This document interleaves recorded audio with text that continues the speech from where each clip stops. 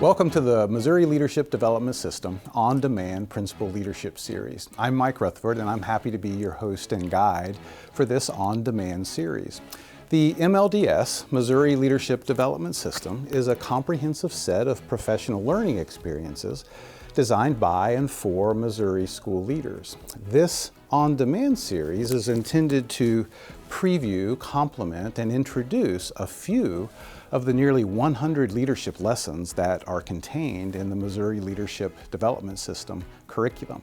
Each episode of our on-demand series will have three components: a short video where I attempt to explain the leadership concept, a PDF file of written materials that will support each lesson, and a podcast so that you can engage with each leadership lesson in a mobile fashion should you decide to do that.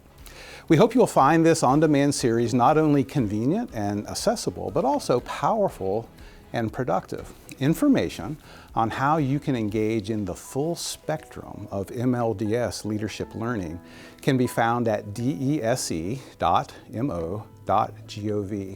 There's also a complete listing of all of the MLDS specialists for your region in the PDF file that accompanies each episode.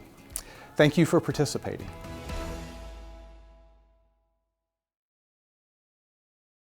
Hello everyone, welcome to the MLDS On-Demand Principal Leadership Series.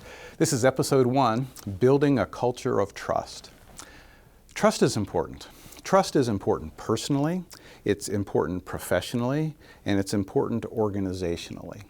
High performance personal relationships, high performance professional service to others, and a high performing school all operate on the fuel of trust. You know, lately trust has been a little bit in short supply, hasn't it? I don't know that I've known a time that we have so little political trust, regional trust, there's intergenerational mistrust. It seems like trust is in short supply. In a school where we depend on people to be innovative and creative and give extra effort every day, trust is what? Trust is required. I pulled out the dictionary and so wanted to just read a quick definition of trust from Webster's Collegiate. Trust, assured reliance on the character, ability, strength, or truth of someone or something. Trust is important. Carl Rogers is probably the most well-known American psychologist, probably one of the first and best to write and think on trust.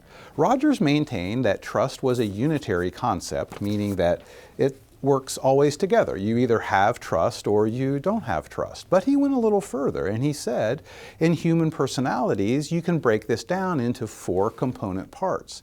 Now, if we can break trust down into its 4 component parts, we can then assess ourselves personally and professionally and organizationally, and we can make a plan to get better. We know that the more trust that exists between people and that exists in an organization, the higher performance that organization is, the more innovative it is, the more creative it is. Drucker, again, the renowned management consultant, has a quote. I wrote it down. He says, "Every employee has an amount of discretionary effort available to be given or withheld." I've always liked that concept, that every teacher, every student in every classroom, every one of us, really, when we go to work, we have this supply of discretionary effort that no one could ever require of us. The contract doesn't say we have to give it. We rather volunteer it. And what Drucker said is one of the things that causes an organization to get as much of that discretionary effort out of its employees as any other trait is the level and the degree of trust that exists in that organization. Let's take a look at Rogers' 4 elements of trust, and let's do a little self-assessment and pick some areas where we're strong and choose a couple of areas where we might be able to get better. Rogers said that trust is made up of these 4 component parts. Number 1, reliability. Number 2, acceptance. Number 3, openness. And number 4, congruence. He also maintained that it's practically impossible for any one school principal to have all 4 of those merit badges on your scout uniform.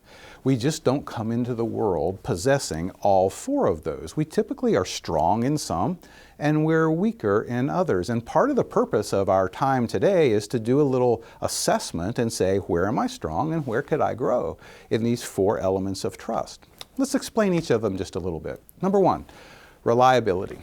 Reliability means this: to what degree do you do what you say you're going to do?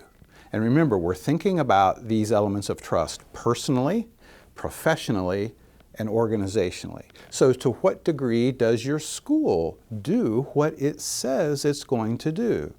Reliability is what? An important part of trust. It's when people can rely on you to fulfill the commitments that you've made. It's not all there is to trust, but it's an important component.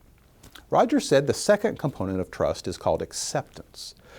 Acceptance is your ability to be non-judgmental, to accept other people where they are for what they are. It's so much easier to build a high-trust organization or relationship when there's not as much judgment in the room. This is called acceptance. It's an important ingredient of trust. It's the ability to be non-judgmental. Attribute number 3 is called openness.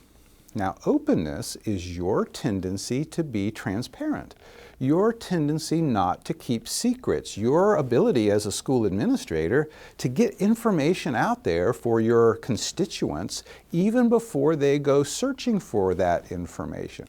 People who are open are, well, they are a bit of an open book. They don't keep a lot of secrets. Sometimes they put themselves out there a little bit too much, and that can be harmful. But openness is really the function of being trusting. Trust is a two-way street. You're trustworthy and you're trusting, and openness is the degree to which you are trusting. Number 4, Roger said, is a concept called congruence. Now, congruence is what you see is what you get. It's your consistency.